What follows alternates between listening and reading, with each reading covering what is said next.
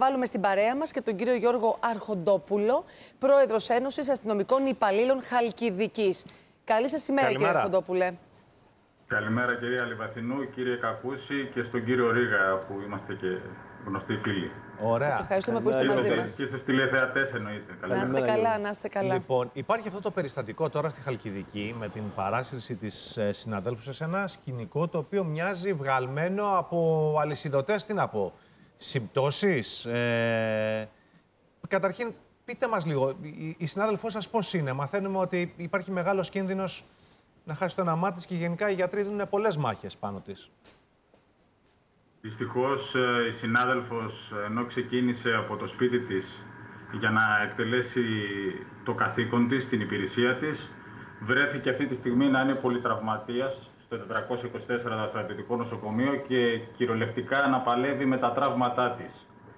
Έχει πάρα πολλούς τραυματισμούς, έχει χτυπήσει και στο κεφάλι, το σύνολο του σώματός της είναι τραυματισμένο. Παλεύουν πρώτα απ' όλα για τη σταθεροποίηση της κατάστασης και στη συνέχεια να μπορέσουν να εξελιχθεί το οτιδήποτε μπορεί να γίνει. Αυτά τα 24 ώρα είναι πολύ κρίσιμα και οι ευχές και οι προσευχές όλων μας είναι μαζί της. Να πάνε όλα καλά, γιατί μιλάμε για μια κοπέλα 46 ετών, κύριε Αρχοντόπουλε, αστυνομικός, αλλά και μητέρα 4 παιδιών. Έτσι που η κοπέλα ήταν εν ώρα καθήκοντος, βγήκε για να μπορέσει να συνετίσει τους 2 άνδρες και είχαμε αυτό το φοβερό τροχαίο περιστατικό. Κύριε Ρίγα, τι λέτε εσείς για να πάμε να πούμε καλημέρα και στον επόμενο καλεσμένο μας? Να πούμε περαστικά στη συνάδελφο η οποία δίνει τη μάχη για τη ζωή της.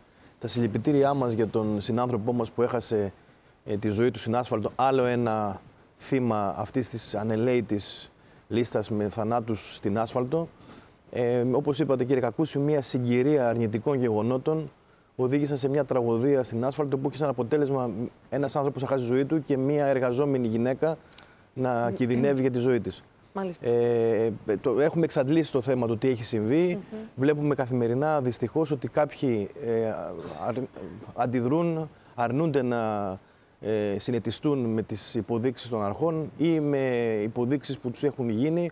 Βλέπουμε ότι οδηγούν άνθρωποι που τους έχει επιβληθεί πρόστιμα, που τους έχουν αφαιρεθεί το δίπλωμα για μεγάλο χρονικό διάστημα, οδηγούν υπό την επίρρρεια αλκοόλ και δυστυχώς βλέπουμε ότι υπάρχει μια βία γύρω μας. Εδώ η απώλεια του διπλώματος ήταν για τον 26χρονο, έτσι. Ο οποίος είχε χάσει το δίπλωμά του για 5 χρόνια. Ακριβώς, για 2 περιστατικά, επειδή είχε εντοπιστεί επειδή ήταν μεθυσμένος. Κοντά μας είναι. Κύριε Ρίγα, θα έρθουμε ξανά σε εσάς. Ο κύριος Θανάσης Παλιοτζίκας είναι συνήγορος του 26χρονου συλληφθέντα και τον ευχαριστούμε που είναι μαζί μας. Καλή σας ημέρα, κύριε Παλιοτζίκα. Καλημέρα σας. Λοιπόν, να ξεκινήσουμε λιγάκι να μας πείτε τώρα τι λέει ο πελάτης σας για το περιστατικό αυτό, τι έγινε και ποια ήταν η δική του εμπλοκή σε όλο αυτό. Ο εντολέας μου, 26χρονος, είναι μια περίπτωση. Καταρχήν έχω επιστροφή και μου δημιουργεί πρόβλημα. Δεν ξέρω θα το διορθώσουμε. Θα τακτοποιήσουμε. Ναι.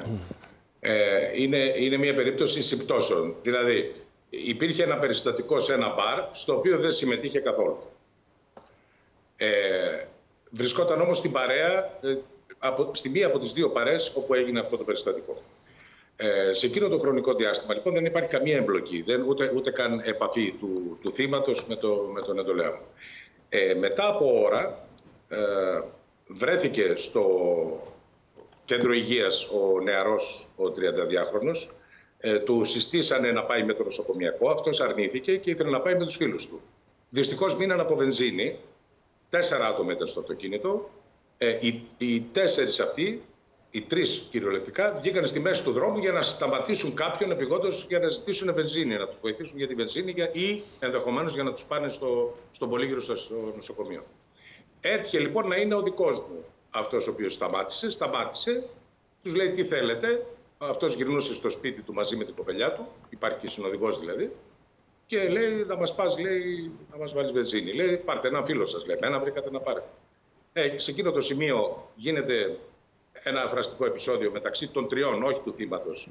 Και το θύμα βρέθηκε από τη δεξιά μεριά του αυτοκινήτου, στη μέση του δρόμου υπόψη σταμάτησαν, γιατί στη μέση του δρόμου ήταν τα άτομα σταματημένα. Δεν μπορούσε δηλαδή κάποιος να περάσει από πάνω τους. Και ενόχλησε την κοπελιά, η οποία ήταν στη δεξιά μεριά, συνοδηγός, και δεν βγήκε από το αυτοκίνητο. Σε εκείνο το σημείο νευρίασε περισσότερο δικός μου επιτέθηκε στους άλλους 3 οι οποίοι παραβρίσκονταν εκεί, όχι στο θύμα, και συγχρόνως την ώρα που γίνεται αυτός ο καυγάς έρχεται η αστυνομία, η οποία τυχαίως περνούσε από το δρόμο. Είδε τον καυγά των 3 ανδρών με τον δικό μου τον εντολέα, σταματάει, βγαίνει ο αστυνομικός να τους σταματήσει και εκείνη την ώρα πέφτει λιπόθυμος μέσα στο μέσο του οδοστρώματος, ο ήδη χτυπημένος από το προηγούμενο επεισόδιο. Και περνάει αυτοκίνητο. Πηγαίνει η αστυνομικός να τον βοηθήσει, να το σηκώσει επάνω που είχε πέσει, και περνάει το αυτοκίνητο και χτυπάει και τους 2. Αυτό είναι το ιστορικό, όπως τουλάχιστον καταθέτει αυτό της μάρτυρας, η οποία ήταν συνοδηγός. Η οποία αντιλήφθηκε όλες. Νεκρός ο ένας, βαριά τραυματισμένη αστυνομικός. Νεκρός αυτός ο οποίος επρόκειτο να πάει στο νοσοκομείο, ο οποίος προφανώς λιποθύμησε από τα τραύματά του και δεν είχε καμία επαφή σωματική με τον εντολέα μου. Και φυσικά δεν έκανε κανένα τροχαίο ο εντολέας μου, ούτε οδηγούσε μεθυσμένος, απλώς δεν είχε δίπλωμα.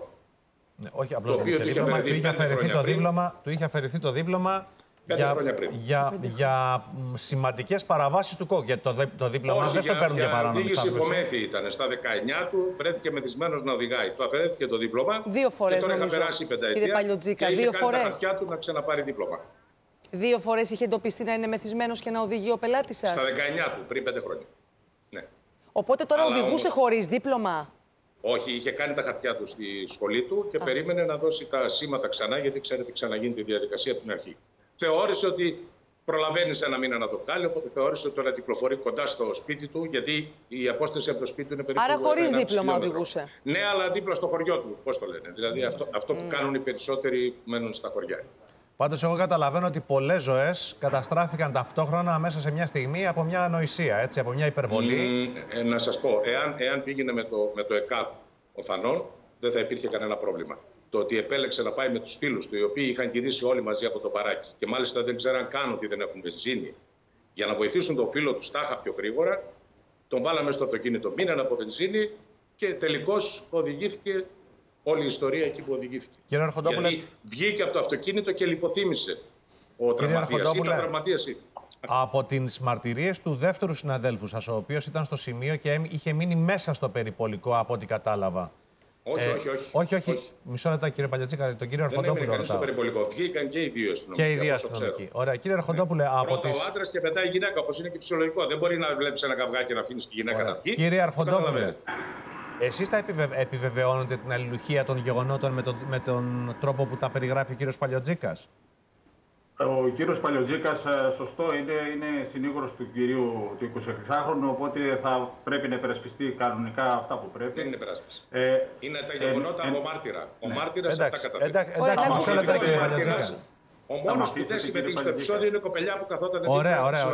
Κύριε Αρχοντόπουλε. Θα μπορέσω να μιλήσω, ναι. Ναι, βεβαίως.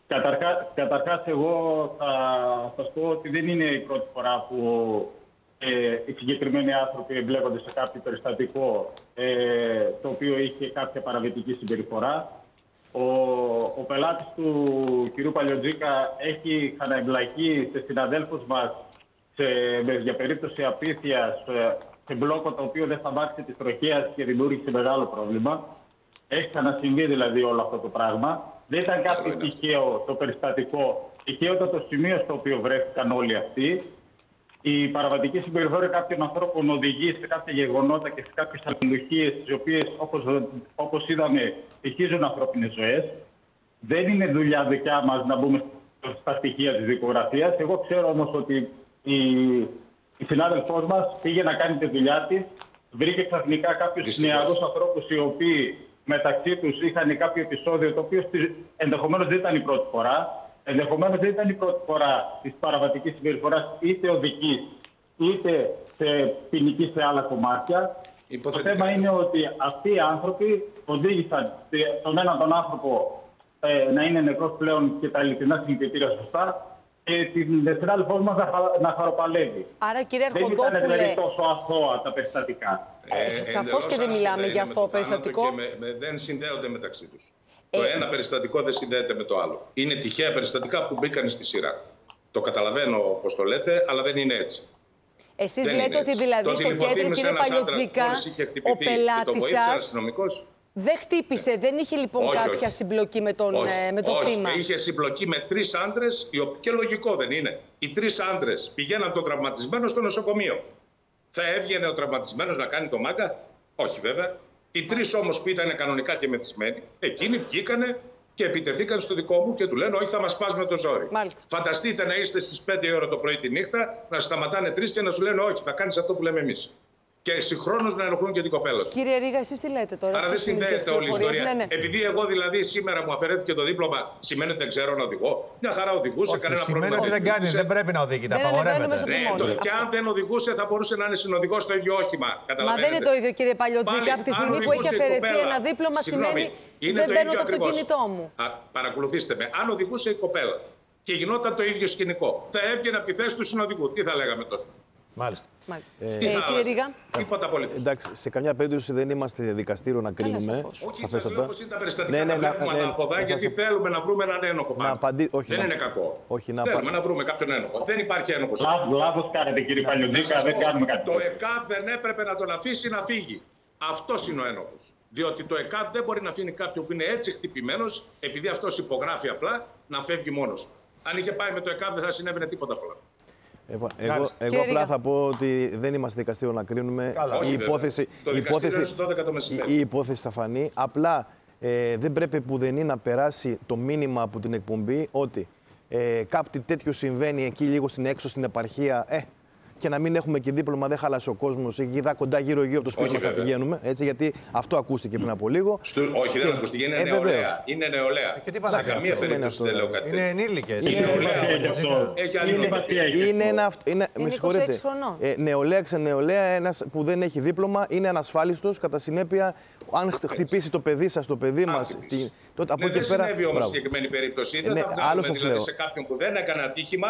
Εντάξει, αυτό θα το κρίνει η ελληνική δικαιοσύνη, κύριε Παλιοτζίκα. Απλά λέμε τα στοιχεία που έχουμε αυτή τη στιγμή. Να ακούσουμε τον κύριο Ρήγα. Ελάτε. Και από εκεί και πέρα, σε κάθε περίπτωση πρέπει να βγει ένα μήνυμα ότι όταν έχει βεβαιωθεί μια παράβαση, ειδικά από ανθρώπους που υποτίθεται υπηρετούν τον νόμο, έτσι. Όταν υπάρχει μια παράβαση, έχει επιβληθεί ένα πρόστιμο, έχει επιβληθεί μια ποινή, αυτή η ποινή πρέπει να εκτελείται, πρέπει να συνετιστούμε όλοι οι πολίτες σε αυτή την ποινή και πλέον από εκεί και πέρα να μην ψάχνουμε δικαιολογίες. Εγώ δεν συγχαίω το ένα περιστατικό με το άλλο σε καμιά περίπτωση. Εγώ απλά λέω ότι μια αλληλουχία αρνητικών γεγονότων έφεραν μια τραγωδία. Όμως σε κάθε περίπτωση, κάθε άνθρωπος ο οποίος του έχει επιβληθεί μια ποινή και όταν είναι και υπότροπος, γιατί κάποιος για να του αφαιρεθεί το δίπλωμα για μεγάλο χρονικό διάστημα σημαίνει ότι είναι υπότροπος, δεν είναι μία φορά και έτσι και έξω. Άρα πρέπει να συνετιστεί γιατί περνάμε ένα μήνυμα και αυτό το μήνυμα πρέπει να βγει προς την κοινωνία γιατί βλέπουμε συνεχώς καθημερινά δυστυχώς να επιβάλλονται οι ποινές, η αστυνομία να κάνει τη δουλειά της και δυστυχώς κάποιοι άνθρωποι να συνεχίσουν να έχουν την πραγματική συμπεριφορά. Οπότε, αν μου επιτρέπετε, ναι, κύριε Παλιοτζίκα, λέτε και να κλείσουμε. Έχει 1,5 χρόνο τώρα. Γίνεται μια υπερβολική καταδίωξη της μικροεγκληματικότητας στην Ελλάδα. Έχει σταματήσει πλέον να γίνεται κυνηγητό σε σοβαρές υποθέσεις. Τι λέτε, και κυνηγούν καθημερινώς. Τι λέτε. Αυτό που λέτε δεν ισχύει. Δηλαδή, σας διακόπτω, δεν ισχύει. Καθημερινά υπάρχουν. Στο αυτόφορο σήμερα, να πω εγώ, να μιλήσω εγώ. Στο αυτόφορο σήμερα υπάρχουν 2 ειδών υποθέσεις. Ενδοοικογενειακή βία, δίπλωμα. Έτσι. Και μικροκλοπές από τσιγκάνες. Δηλαδή, μισό λεπτό, κύριε Παλιοτζίκα, επειδή είστε και νομικός. Μισό λεπτάκι. Επειδή είστε και νομικός. Εάν κάποιος παστώνει στο ξύλο τη γυναίκα του 3 φορές την ημέρα. Εάν κάποιος οδηγεί χωρίς δίπλωμα, πέσει πάνω σας, πάνω μου ή πάρει ένα παιδί κάτω από το αυτοκίνητο. Αυτά είναι πολύ κακά πράγματα. Τότε γιατί τα αναφέρετε στο πινάκιο ενός δικαστηρίου σαν να είναι η μικροεγκληματικότητα? Για κάποια γυναίκα που τρώει ξύλο. Η ενδοοικογενειακή βία είναι κανονική εγκληματικότητα. Τώρα δεν πρέπει να τα λέτε σε αυτά. Πηγαίνουν στο αυτόφορο καθημερινά άνθρωποι που φώνασαν δυνατά. Δηλαδή, τώρα που φωνάζω εγώ δυνατά, η γειτόνισσα μπορεί να νομίζει ότι βρίζω τη γυναίκα μου, παίρνει τηλέφωνο και έρχεται με παίρνει η αστυνομία. Υπάρχουν εξυβρήσεις, γεμάτο εξυβρήσεις, χωρίς ξύλο λοιπόν, στα αυτόφορα. Ωραία, και δεν πρέπει να γίνεται αυτό. Ότι έβρισε ο σύζυγος τη σύζυγο. Δηλαδή να μην φτάνουμε στα δικαστήρια. Εάν η Άννα μου κάνει μήνυση γιατί την έβρισα, δεν πρέπει να πάει στα δικαστήρια υπόθεση. Να πάει, αλλά όμως η διαφορά είναι που δίνουμε το βάρος μας. Όλα έχουν τη σημασία τους, κύριε Παλιοτζίκα. Είναι το να μην βρίζει ο σύζυγος τη σύζυγο. Προφανώς, κύριε Παλιοτζίκα, δεν βλέπετε. Με συγχωρείτε, επιτρέψτε μου. Προφανώς δεν βλέπετε, δεν παρακολουθείτε την επικαιρότητα. Να δείτε ότι το τελευταίο χρονικό διάστημα. Εδώ και ένα μήνα, αφήστε με λοιπόν, εδώ και ένα μήνα λοιπόν έχουν εξαρθρωθεί 3 εγκληματικές οργανώσεις για τράφικινγκ, για ναρκωτικά, για παράνομο λαθρεμπόριο, για καπνικά. Όλα αυτά λοιπόν δεν είναι μικροεγκληματικότητα που καθημερινά. Αν δείτε το ελληνική αστυνομία GR, πριν 2 χρόνια, την ίδια μέρα, τι συλλήψεις είχε, θα δείτε σύλληψη 200 γραμμάρια, 300 γραμμάρια, 500 γραμμάρια κάθε μέρα. Τώρα δεν υπάρχουν. Τώρα τι κάνουμε ακριβώς? Διάκριση των αδικημάτων για το αν είναι εξύβριση, αν είναι ενδοοικογενειακή βία. Έχει ο έλεγχος σοβαρών αδικημάτων και το βάρος. Κύριε Παλιοτζήκα, δεν είναι σοβαρά αδικήματα αυτά, κύριε Παλιοτζήκα. Είναι τα μικροαδικήματα. Τώρα ερχόμαστε, κύριε Αρχοντόπουλε. Απλά θέλω νιώθω την ανάγκη να πω το εξής. Το γεγονός ότι ο πελάτης σας έπεσε πάνω σε αστυνομικούς μαύρα μεσάνυχτα την ώρα που τσακωνόταν στον δρόμο, δείχνει. Δεν έπεσε ο πελάτης μου, συγγνώμη, εγώ δεν έχω αυτό που χτύπησε. Που βρέθηκε. Συναντήθηκε με αστυνομικούς. Πώς να το πω? Όχι. Τι όχι? Μα δεν χτύπησε κανέναν. Δεν καταλάβατε τι λέω. Δεν καταλάβατε τι λέω. Την ώρα που ο πελάτης σας τσακωνόταν στη μέση του δρόμου μαύρα μεσάνυχτα, βρέθηκε τυχαία ένα περιπολικό εκεί που περιπολούσε. Αυτό δείχνει ότι γίνεται δουλειά. Κατά τη γνώμη μου. Δεν είναι έλεγχος αυτός, ούτε έρευνα. Περνούσε το αστυνομικό. Αυτό είναι. Δεν περνούσε έτσι, κύριε Παλιοτζήκα, δεν πήγαινε βόλτα. Οι τυχαίες συλλήψεις είναι διαφορετικές από τις συλλήψεις που γίνονται μετά από εντολή για έρευνα από την ασφάλεια. Άλλο πράγμα τώρα, άλλο πράγμα. Κύριε Παλιοτζήκα, να πάμε και στον κύριο Αρχοντόπουλο. Ελάτε, θέλετε κάτι να πείτε για να κλείσουμε, κύριε Αρχοντόπουλο? Θέλω να πω κάτι ότι δεν συμφωνώ ακριβώς αυτό που μιλάει ο κύριος Παλιοτζίκας για την μικροεγκληματικότητα. Ο πελάτης του πέρσι το καλοκαίρι, επειδή είμαι ο πρόεδρος και διαχειρίστηκα το περιστατικό, σε τυχαίο έλεγχο, επειδή οδηγούσε επικίνδυνα, τον σταμάτησαν οι συνάδελφοί μας της τροχέας και αντί να δεχτεί τον έλεγχο, επιτέθηκε εναντίον του σε έναν άντρα και μια γυναίκα εκ νέου. Δεν είναι δηλαδή ότι ήταν η πρώτη φορά που έχει απασχολήσει για κάτι τέτοιο. Δεν γνωρίζω το περιστατικό καθόλου. Σας το λέω εγώ γιατί το γνωρίζω, είμαι ο πρόεδρος και εκπροσωπώ τους συναδέλφους μου. Και επίσης στη Χαλκιδική γίνεται μια πολύ σοβαρή δουλειά, γιατί το καλοκαίρι έχουμε πάρα πολύ δύσκολα πράγματα. Έχουμε να διαχειριστούμε καταστάσεις. Είμαι περήφανος για τους συναδέλφους, για τις συλλήψεις και για τον τρόπο δράσης τους. Και δεν συμφωνώ καθόλου με την τακτική και με όλο αυτό που λέει ότι υπάρχει μικροεγκληματικότητα. Υπάρχουν πάρα πολλά μικροεπικίνδυνα παραβατικά φαινόμενα τα οποία μας φέρνουν σε τέτοιες καταστάσεις όμως. Να σας ευχαριστήσουμε πάρα πολύ όλους. Να είστε καλά. Σας ευχαριστούμε πάρα πολύ.